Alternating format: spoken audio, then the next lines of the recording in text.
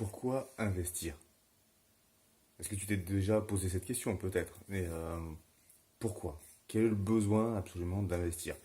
Tout de suite, on va penser à oui, gagner de l'argent, évidemment. Oui, d'accord. Mais pourquoi, combien, comment? Alors, souvent, certains vont se dire pourquoi tu te prends la tête avec ce genre de questions? Profite de la vie. Ça, c'est une vision à court terme, immédiate. Oui, des fois, effectivement, plutôt que de se prendre la tête à faire des projections sur 5, 10, 15 ans, oui, c'est plus simple d'aller s'amuser, de sortir, partir en week-end, voilà, claquer du fric. Oh, c'est bon, on s'en fout, on vit, on réfléchira plus tard, on n'a qu'une vie. Ouais, mais justement, on n'a qu'une vie. On n'a qu'une vie.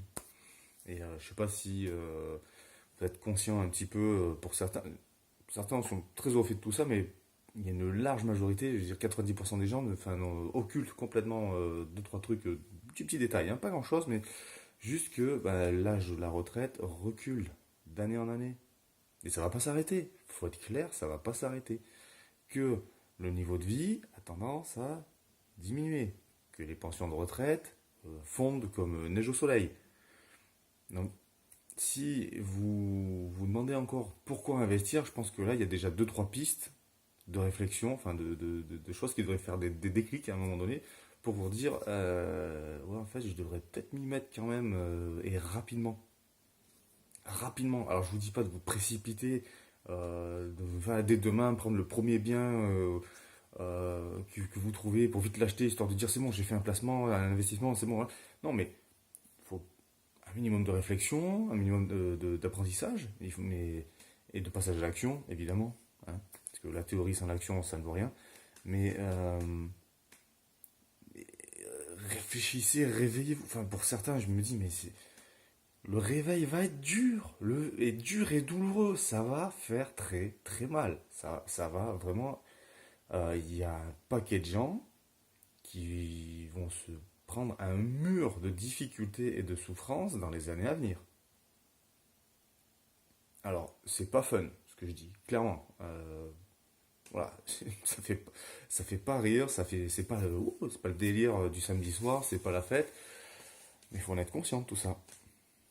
Il faut en être conscient, donc faut peut-être qu'il serait judicieux aujourd'hui de faire quelques petits sacrifices. C'est même pas, enfin voilà, c'est même pas vivre dans la misère que je préconise, mais peut-être sacrifier quelques vacances, quelques week-ends, peut-être faire quelques heures sup pour engranger un capital supplémentaire, pour avoir un meilleur profil emprunteur, mettre en place quelque chose, se former.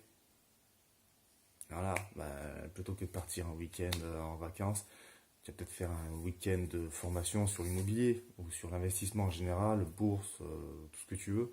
Mais voilà, ça va peut-être coûter un peu tout de suite, ok, mais au long terme, cette somme investie tout de suite va peut-être, enfin c'est même pas peut-être, elle va te faire gagner à coup sûr des années et puis de l'argent, enfin ce que la mise de fonds de base, sera ridicule par rapport à ce que tu vas gagner derrière et à toutes les galères que tu vas t'épargner par la suite. Voilà, faut être conscient de ça.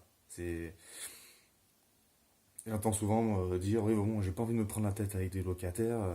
Ok, d'accord. Bon déjà il y a peut-être d'autres façons d'investir. Mais personnellement je préfère me prendre la tête avec certains locataires occasionnellement. Et c'est pas tous les jours, ça peut arriver, mais c'est pas tout le temps. Voilà, mais par contre, avoir des revenus automatiques sans que j'ai besoin de travailler tous les jours pour les avoir, et du coup me libérer du temps pour faire ce que j'aime, et du fait que maintenant je puisse employer 100% de mon temps à ce que j'aime et ce que je veux faire, ben, augmenter encore mon niveau de vie, ma qualité de vie, en ayant encore, enfin, en ayant le bonheur d'avoir le choix. Mais bon, cette situation-là, qui est encore une situation de transition, parce que par rapport à mon objectif final, donc j'étais salarié, je ne le suis plus.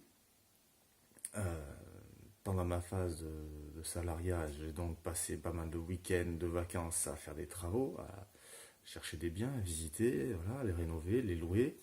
Euh, oui, à galérer des fois. Ouais, je me suis blessé, bah, je me suis entaillé notamment la main avec une meuleuse. Bon, ça m'a valu quelques points de suture, des choses comme ça.